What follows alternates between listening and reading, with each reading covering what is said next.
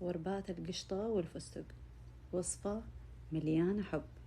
تعالوا نتعلم نعملها. أحتاج حليب وسميد ونشا، أغليهم لما يثقلوا، أحط عليهم موية الزهر والسكر والزبدة والقشطة، وأستمر بالخلط على النار لحد ما تثقل وتصير عندي قشطة متماسكة. أحطها في الثلاجة تبرد. هنا عندي زبدة وسمنة وأذوبهم على النار.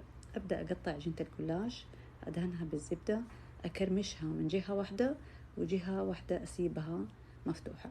أبدأ أحط القشطة بعد ما تكون بردت تماما، أحط عليها كمية من الفستق وأبدأ أعملها بهذه الطريقة، وأقطعها بالسكينة وأقلبها على الجهة الثانية مباشرة.